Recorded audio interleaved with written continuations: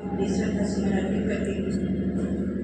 महामना ज्योतिबा फूले की शिक्षा का बीज रोपित करने वाली माता सावित्रीबाई फुले जी को कोटि कोटि नमन करती हूँ। मनुवाद की नींव की हड्डी को तोड़ने वाले ही नाम स्वामी प्रेरणा और दलई सिंह यादव जी को भी कोटि कोटि नमन करती हूँ। त्याग बलिदान की मूर्ति माता रमाबाई जी, उनको भी मेरा कोटि कोटि नमन। The symbol of knowledge, संविधान के निर्माता, हम नारियों के मुक्तिदाता, परम पूज्य विश्व रत्न, सन ऑफ वर्ल्ड, ऐसे महामानव को कोटि कोटि नमन बाबा साहेब जी को। और मंच पर पूज्य टिप्पू जी को मेरा वंदन और सभी सम्मानित मेरे सभी बड़े हैं, आप सबको मेरा गर्व से नमोद है जय भीम। और जितने भी आप साथी हैं, आप सभी को गर्व से जय भीम, जय भीम, जय भीम। अब अच्छा लगता है। आज जैसे कि बहुत खुशी का दिन है एक तो, और क्योंकि माता रमाबाई जी का जन्मदिन है, अगर वो नहीं आती तो शायद आज हम यहाँ पर नहीं होते। दूसरा, आज दलई सिंह यादव जी, उनका भी स्मृति दिवस है, पुण्यतिथि है, उनको भी हम याद कर रहे हैं। और जो मंच आज इसके लिए तैयार किया है श्रद्धा गोविंद प्रसाद सर जी और उनकी टीम और सभी को साधुवाद करती हूँ। आज क्योंकि माता रमाबाई जी का दिन है तो थोड़ी सी बातें माता रमाबाई जी के बारे में नहीं करूँगी, फिर बात रखूँगी। 3-4 बातें बताना चाहती हूँ कि त्याग और बलिदान, ये जो शब्द है ये बोलना ईजी है, हम बोल देते हैं इसकी त्याग बलिदान की बात, लेकिन जब हम उसको महसूस करेंगे तो हमारे रूहें काम जाएंगी। जैसा उन्होंने त्याग किया, जैसा उन्होंने बलिदान दिया, कुर्बानी दी, हम सबको आगे बढ़ाने के लिए उनकी कुर्बानी हमेशा, क्योंकि वास्तव में पूरी दुनिया में ऐसी कोई माँ नहीं आई जिन्होंने अपने 4 बच्चों को समाज के लिए कुर्बान कर दिया। ऐसी माता रमाबाई जी, अगर माता रमाबाई जी नहीं होती तो बाबा साहेब नहीं होते, और शायद हम लोगों को इतने हक अधिकार जो उन्होंने दिलाए वो भी ना दिला पाते। तो एक बार की बात बताती हूँ कि माता रमाबाई जी, क्योंकि बाबा साहेब जब बोल के सम्मेलन से हमको तमाम अधिकार ले आए थे तो बाबा साहेब का बड़ा नाम था और सारे लोगों को लग गया था कि ये भी हमारे मसीहा हैं और ये भी हमको आज़ादी दिलाएंगे। तो उस समय बाबा साहेब का बड़ा नाम था और माता रमाबाई जी ने उनसे एक इच्छा जाहिर की। उन्होंने कहा, क्योंकि उस समय पंडेरपुर का मंदिर जो है बड़ा फेमस था मनुवादियों का, तो माता रमाबाई जी को लगता था कि अगर वो उनका दर्शन करेंगी तो शायद उनको पुण्य प्राप्त होगा। तो वो बाबा साहेब से हमेशा कहती थी कि मुझे भी पंडेरपुर के दर्शन करने हैं। तो बाबा साहेब, क्योंकि बाबा साहेब किसी अंधविश्वास को, पाखंड को नहीं मानते थे, उन्होंने कभी कोई मंदिर नहीं गए, कभी कोई कलावा नहीं बांधा, कभी कोई टीका नहीं लगाया, फिर भी उनका डंका पूरे विश्व में बसता है। किसकी बदौलत? ज्ञान की बदौलत। इसलिए बाबा साहेब उनकी बात को नहीं माना और उन्होंने कहा कि रामू तू चिंता मत कर, मैं जिस मुहिम में लगा हुआ हूँ, जो मैं काम कर रहा हूँ वो सारे पुण्यों से बढ़कर होगा अगर मैं उसको सफल हो जाता हूँ। ऐसा बाबा साहेब कहा कि तू इसकी चिंता मत कर।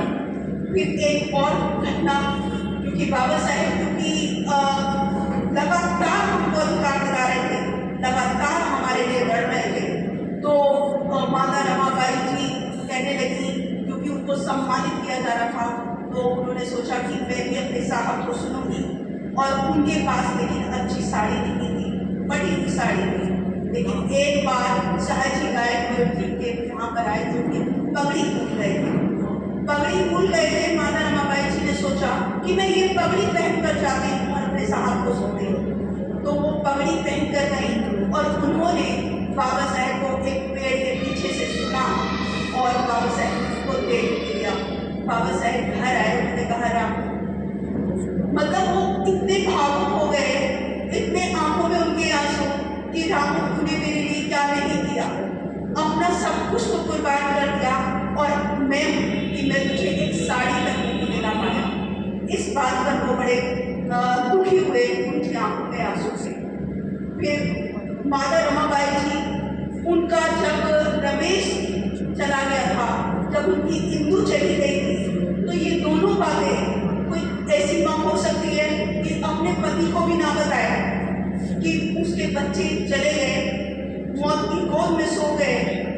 ऐसी ही क्योंकि बाबा साहेब बाहर पढ़ने गए थे, तो उन्होंने अपने बच्चों की खबर तक उनको नहीं दी ताकि वो परेशान ना हो जाए, ताकि वो अपने लक्ष्य को पूरा करने में सफल ना हो जाए। इसलिए उन्होंने कभी अपने बच्चों की बात को नहीं बताई।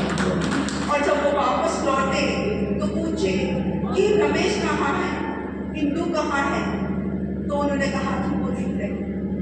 उठ कर बाबा साहेब रोने लगे कि तूने मुझे बताया कि नहीं। उसने माता रमाबाई जी ने कहा कि अगर मैं तुम्हें बता देती तो क्या पता तुम वापस आ जाते और मेरा समाज ऐसी ही रह जाता। ऐसी थी माता रमाबाई। फिर एक आखिरी सांस जब उनको ले रही थी, जब आखिरी सांस उन्होंने ली, तब भी उन्होंने बाबा साहेब को बुलाया और उनसे एक वादा लिया।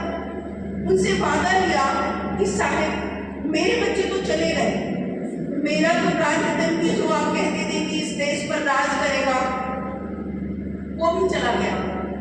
मेरे बच्चे चले गए, लेकिन मुझसे एक वादा कीजिए कि ये जो समाज है, ये जो ऐसी मतलब बहुजन समाज है, इनको जो हक अधिकार नहीं मिले, मैं आपसे वादा लेना चाहती हूँ कि चाहे कुछ भी हो जाए, तुम्हें मेरे इन करोड़ों करोड़ों बच्चों को अधिकार दिलाने होंगे, इनको सम्मान की जिंदगी दिलानी होगी। और बाबा साहेब ने उससे वादा किया और उस वादे को पूरा भी किया। ऐसे थे बाबा साहेब और ऐसी थी माता रमाबाई। मैं जब भी उनको पढ़ती हूँ या जब भी उनके बारे में बोलती हूँ, इमोशनल हो जाती हूँ, क्योंकि आज तक भी मैंने ऐसा कोई नहीं देखा जिसने अपने बच्चों पर, क्योंकि हमारे अगर बच्चों के सर में भी दर्द हो जाए तो हम दुखी हो जाते हैं, लेकिन एक माता रमाबाई जिन्होंने समाज के लिए हम सब के 4 बच्चों को कुर्बान कर दिया। ऐसी थी माता रमाबाई।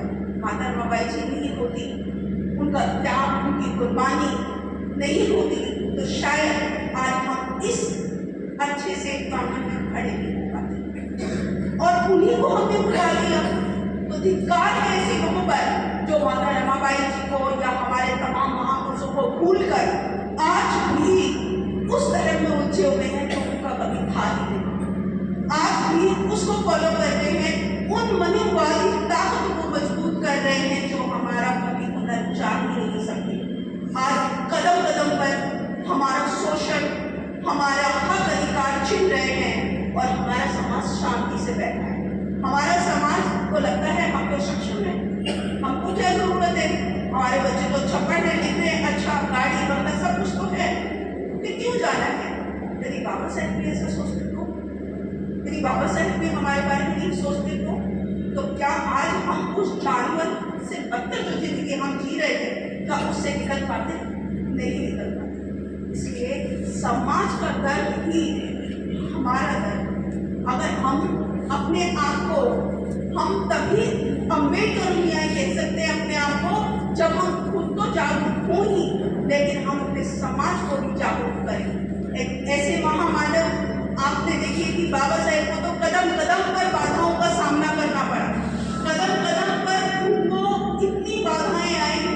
जिस इंसान को किताब नहीं पढ़ने दी, जिस इंसान को क्लास के बाहर बैठा दिया, वही इंसान यानी कि परम पूज्य मौलवी सर उनके नाम के आगे लग गया, डॉक्टर उनके नाम के आगे लग गया और वो ऐसे मसीहा बन गए जिन्होंने कितनी सारी किताबें पढ़ी और कितनी सारी किताबें लिखी, यहाँ तक कि उनकी लाइब्रेरी में 54,000 लोग खुद की लाइब्रेरी। ऐसी महामानव। और दूसरी बात, उनको जिस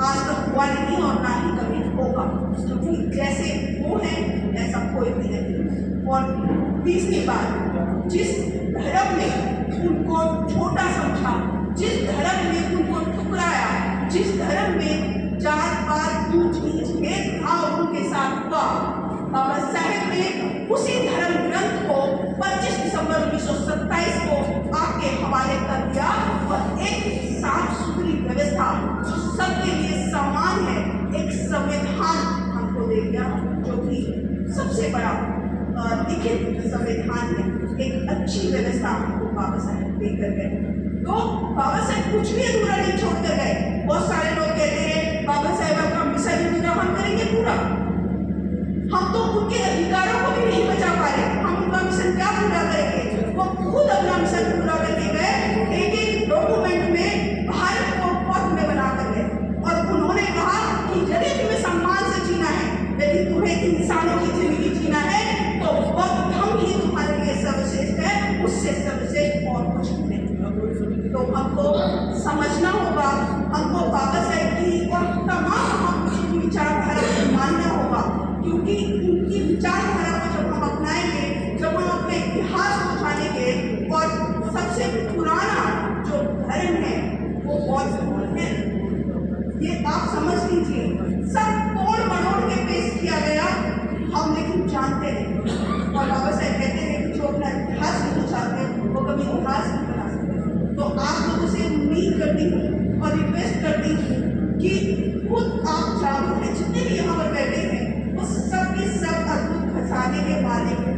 आप यहाँ विद्वान हैं, क्योंकि यहाँ पर वही लोग बैठे हैं जो महापुरुषों के दर्द को, समाज के दर्द को समझते हैं, वही बैठे हैं। तो आपसे रिक्वेस्ट है कि और लोगों को भी ऐसी ही जागरूक करें और कड़ी से कड़ी जुड़ेगी, तभी हम अपने अधिकारों को बचा पाएंगे, अपने संविधान को बचा पाएंगे और इस देश को एक सभ्य देश और भारत, अशोक का भारत, बुद्ध का भारत, बाबा साहेब का भारत बना पाएंगे। इसी के साथ अपनी वाणी को प्रारंभ करूंगी।